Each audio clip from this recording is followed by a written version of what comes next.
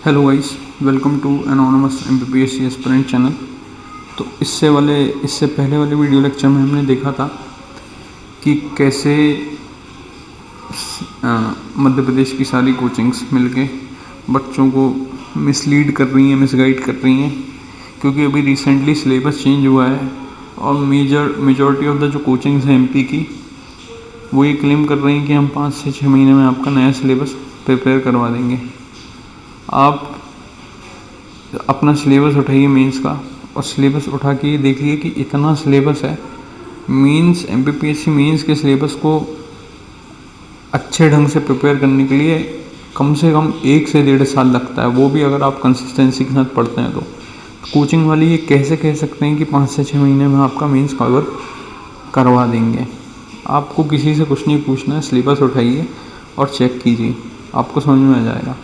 तो कोचिंग पे तो इस टाइम जो 2025 को फोकस कर रहे हैं बच्चे एमपीपीएससी, वो कोचिंग पे तो रिलाई नहीं कर सकते कि कोचिंग से हम एक्सपेक्ट करें कि वो हमारा सिलेबस कवर करवा दें।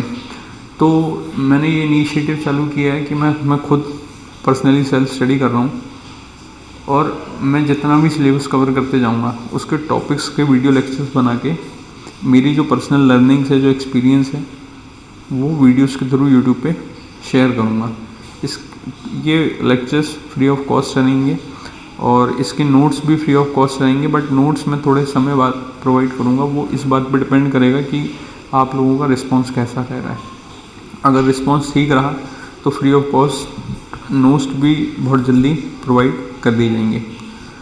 तो चलिए शुरू करते हैं। आज हम मेंस का जो पेपर 4 है एथिक्स वाला, उसमें 2 पार्ट हैं, पार्ट ए और पार्ट बी। तो आज हम पेपर 4 पार्ट ए की जो यूनिट 1 है उसका पहला टॉपिक है इंडियन शब्द दर्शन। तो आज हम वो कवर करेंगे।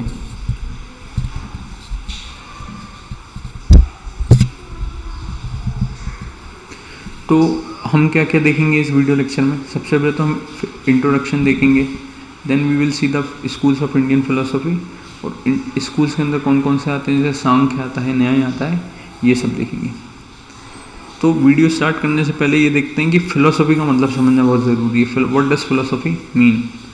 तो philosophy tells us about the nature of existence. Philosophy हमें बताता है कि हमारे होने का उद्देश्य क्या है, हम इस धरती पे हैं, इस संसार में हैं, तो उसके पीछे का पर्पस क्या है। This is studied under philosophy, and the philosophy is considered with the understanding of life and universe. इस संसार और अपने जीवन के पीछे का उद्देश्य किसके अंदर पढ़ा जाता है? फिलोसफी के अंदर पढ़ा जाता है। Philosophy is a human endeavour that leads to the ultimate truth. जो अंतिम सत्य है, अंतिम सच्चाई है, उसको जानने के लिए हमें फिलोसफी को पढ़ना ज़रूरी है। तो ये था फिलोसफी का लिटरल मीनिंग। अब हम देखेंगे कि संस्कृत में, हमारे इंडियन संस्कृत धर्म में कैसे फिलोसफी को देखा जाता है। तो संस्कृत में फिलोसफी को दर्शन कहा गया है। अब दर्शन का जो रूट है, दर्शन वर्ड का जो रूट है वो है दृश्य। दृश्य का मतलब होता है देखना। तो किस चीज़ को देखना? जो फैक्ट्स हैं और जो रियलिटी है, जो भी हम देखते हैं उसकी रियलिटी और उसके फैक्ट्स क्या हैं, ये बनाता है फिलोसफी को। हम जो भी हमारे आँखों से देख के समझ रहे हैं, रियलिटी को समझ रहे हैं, फैक्ट्स को समझ रहे हैं, वो किसको फॉर्म करता है? वो बेसिस फॉर्म करता है जिसके ऊपर फिलोसफी बेस्ड होती है। In other words, darshan is a whole view revealed to the inner self, what we term as the soul और the spirit of the inner being. तो दर्शन के अंदर हम क्या देखते हैं कि हमारा जो इनर सेल्फ है उसकी रियलिटी क्या है, उसके फैक्ट्स क्या हैं, और उससे हमें क्या एक्सपीरियंस मिल रहा है, ये सब हम किसके अंदर पढ़ते हैं? ये सब हम दर्शन के अंदर पढ़ते हैं। अब हम देखेंगे इंडियन स्कूल्स ऑफ फिलोसफी। अभी हमने फिलोसफी का मतलब देखा, अब हम देखेंगे इंडियन स्कूल्स ऑफ फिलोसफी। तो इंडियन स्कूल्स ऑफ फिलोसफी को मेजरली 2 ब्रांच में बांटा गया है। पहला है ऑर्थोडॉक्स और हेटेरोडॉक्स। अब इनमें जो डिफरेंस क्रिएट हुआ है वो किस बेसिस पे क्रिएट हुआ है? उसका बेसिस है कि whether they accept the authority of Vedas or not. अगर वो वेदा जो हमारी वेद हैं, अगर उसकी अथॉरिटी को एक्सेप्ट करते हैं, अथॉरिटी को एक्सेप्ट करना मतलब उसके अंदर जो भी रूल्स एंड रेगुलेशंस, जो भी गाइडलाइन दी गई हैं, अगर उसको एक्सेप्ट करते हैं तो वो किसके अंदर आते हैं? ऑर्थोडॉक्स स्कूल के अंदर आते हैं। अगर वो रिजेक्ट करते हैं तो किसके अंदर आते हैं? हेटेरोडॉक्स स्कूल के अंदर आते हैं। तो मेजरली 2 ब्रांच है इंडियन फिलोसॉफी के स्कूल्स की, कौन कौन सी? ऑर्थोडॉक्स और हेटेरोडॉक्स। और वो किस पे बेस्ड हैं? वो बेस्ड हैं whether they accept the authority of Vedas or not. अब हम देखेंगे ऑर्थोडॉक्स सिस्टम। तो हमने अभी देखा कि they uphold the authority and supremacy of the Vedas, वो वेदास को सुप्रीम मानते हैं। और ऑर्थोडॉक्स सिस्टम के अंदर कौन कौन से आते हैं? वैशेषिका, न्याय, सांख्य, योग, पूर्व मीमांसा और उत्तर मीमांसा।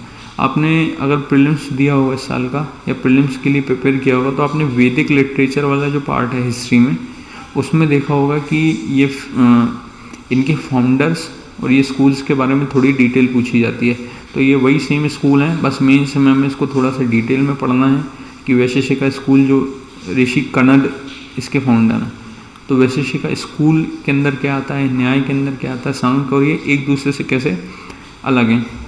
देन इसके बाद ये देखना है कि पूर्व मीमांसा जो है उसको मीमांसा भी कहते हैं और उत्तर मीमांसा जो है उसको वेदांत भी कहते हैं। इसको याद कैसे रखोगे? इसको ऐसे याद रखोगे, एक ट्रिक बना लेना कि वेदांत में हमें क्या मिलते हैं? वेदांत में हमें उत्तर मिलते हैं।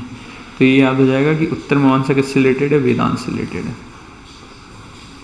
देन हमने देखा भी ऑर्थोडॉक्स और ये है हेटेरोडॉक्स। तो हेटेरोडॉक्स सिस्टम क्या करता है? ये वेदास की अथॉरिटी को रिजेक्ट करता है। अब ये 5 major heterodox system of philosophy है। पहला है जैन, दूसरा बुद्धिस्ट, तीसरा अजीविक अज्ञान और चारवाक।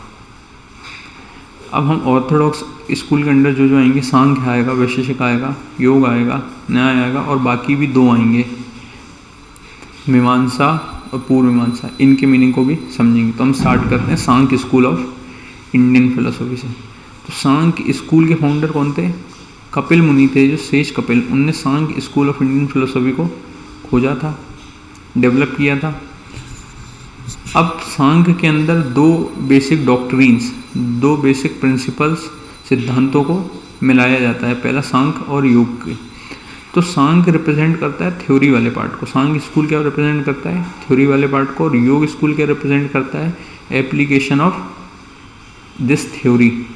तो सांख्य 2 चीज़ से मिलके बना है, सांख्य और योग के डॉक्ट्रिन से। सांख्य थ्योरी को रिप्रेजेंट करता है और योग एप्लीकेशन। इसका मतलब ये है कि सांख्य फिलोसॉफी में जो भी थ्योरेटिकल पार्ट दिया है उसका एप्लीकेशन हमें सीधे देखने को मिलेगा योगा में।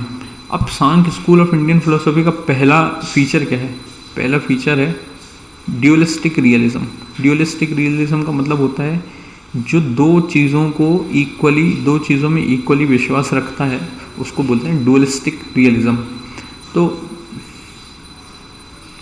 पहले इसको मिटा लेते हैं, थोड़ा बहुत ज़्यादा यहाँ पे वो हो गया।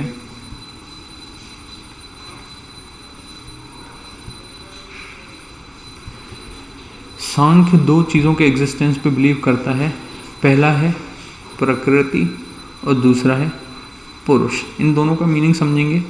But Sankhya is realism as it considers that both matter and spirit are equally real. ये विश्वास करता है कि पुरुष और प्रकृति दोनों समान हैं।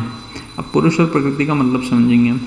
प्रकृति का मतलब होता है primordial substance behind the world.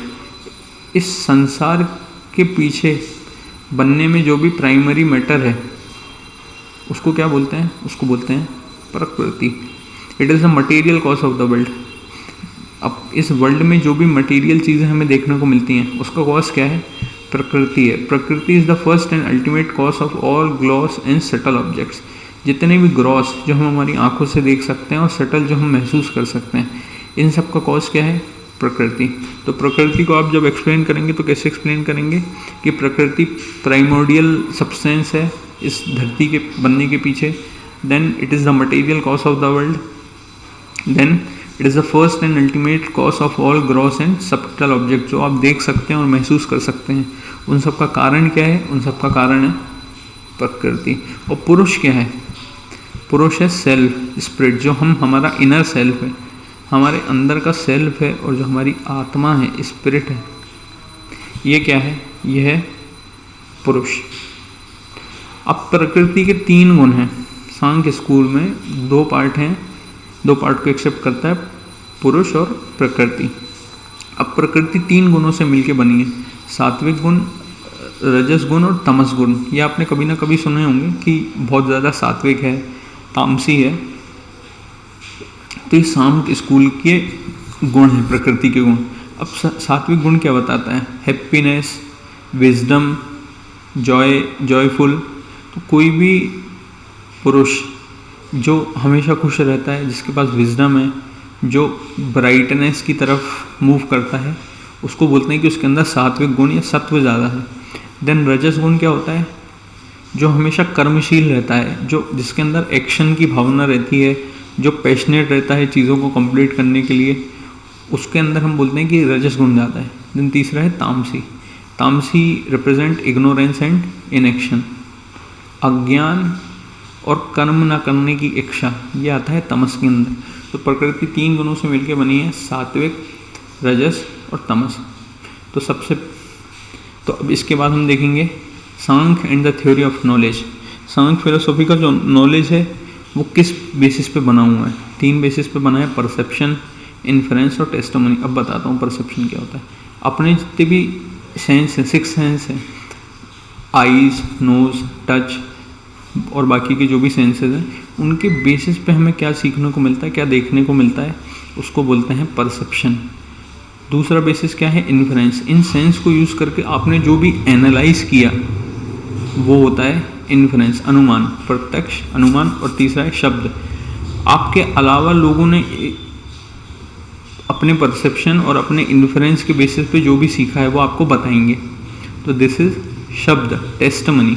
ये यहाँ पे वेरीफाई हो जाता है अलग अलग लोगों के साथ। तो 3 चीज़ हैं जिसके बेसिस पे सांख्य स्कूल की जो थ्योरी है, नॉलेज की थ्योरी है, वो बनी है। पहला है परसेप्शन, जिसको बोलते हैं प्रत्यक्ष देखना। देन इन्फ्रेंस, अनुमान लगाना। और तीसरा शब्द, testimony. Then Sankhya and God. Sankhya और भगवान के बीच में क्या रिलेशन है?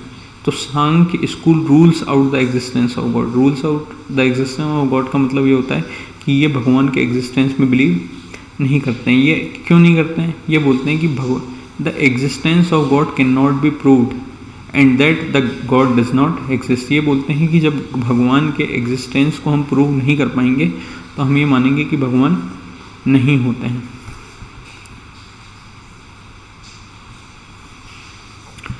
अब देखेंगे बॉन्डेज एंड सेल्वेशन। तो सांख्य बोलता है कि बॉन्डेज का कारण, अटैचमेंट और सफरिंग, जो भी हमें दुख या पीड़ा झेलने को मिलती है, उसका कारण क्या है? उसका कारण है ignorance. According to Sankhya, self is eternal, pure and consciousness. हमारा जो सेल्फ है, हमारी जो स्पिरिट है, वो एटर्नल मतलब बहुत समय से चलती हुई आ रही है। और कैसी है? It is pure consciousness. Once the self becomes free of ignorance, the salvation is possible. एक बार हमारा सेल्फ ये इग्नोरेंस के मायाजाल से दूर हट जाता है तो हमें क्या मिल जाता है? मोक्ष मिल जाता है। तो ये मेजरली हमने सांख्य स्कूल देखा। अब जैसे अगर क्वेश्चन में आता है सांख्य स्कूल के बारे में लिखना है तो कैसे लिखोगे आप? तो सबसे पहले तो लिखोगे कि सांख्य स्कूल किसका पार्ट है? सांख्य स्कूल पार्ट है ऑर्थोडॉक्स स्कूल का। बस आपको इतना लिखना है, it is a part of Orthodox. The founder of this school is says Kapil. ये इंट्रोडक्शन में आ जाएगा। फिर पहला फीचर आप लिखेंगे तो पहले फीचर में आप लिख देंगे कि सांख्य एप्लीकेशन पार्ट है, सांख्य थ्योरी पार्ट है और योगा एप्लीकेशन पार्ट है। देन आप ये वाला फीचर लिखेंगे कि सांख्य इज अ ड्यूअलिस्टिक रियलिज्म। ड्यूअलिस्टिक रियलिज्म में कुछ नहीं, बता देना है कि it accepts the existence of पुरुष एंड प्रकृति। फिर प्रकृति का मीनिंग समझा देना है। फिर प्रकृति किन 3 गुणों से मिलकर बनी है वो समझा देना है। और फिर इसके 3 डायमेंशन खोल देना है। पहला डायमेंशन क्या होगा? पहला डायमेंशन होगा नॉलेज, कि सांख्य का नॉलेज किस बेसिस पे बना है, तो ये 3 बेसिस बता देना है। फिर बताना है कि सांख्य गॉड के एग्जिस्टेंस में बिलीव करता है या नहीं करता है, तो बता देना है कि नहीं करता और क्यों नहीं करता, उसका रीज़न भी दे देना। देन ये बताना है कि इस फिलॉसफी को फॉलो करके लास्ट में मोक्ष या लिबरेशन कैसे मिलेगा। तो आपको उस वाले पार्ट में ये एक्सप्लेन कर देना कि कैसे मिलेगा। तो और एक कंक्लूजन लिख देना है कि सांख्य के अंदर ये माना जाता है, और सांख्य एक स्कूल है जिसके बेसिस पे अगर हमें लिबरेशन चाहिए तो हम ये फॉलो करेंगे। या कोई भी कोट जो सांख्य स्कूल का आपको कोई कोट मिलेगा तो वो कोट आप कंक्लूजन में यूज़ कर सकते हैं। तो यहाँ पे सांख्य स्कूल ऑफ इंडियन फिलोसफी ख़त्म होता है। नेक्स्ट वीडियो लेक्चर में हम बाकी के जो इंडियन स्कूल्स ऑफ फिलोसफी उनको समझेंगे। आशा करता हूँ कि आपको ये वीडियो लेक्चर पसंद आया होगा। And this was presented by me, anonymous MPPSC aspirant. You can subscribe to this channel for more videos and updates related to the new syllabus of MPPSC. Thank you very much.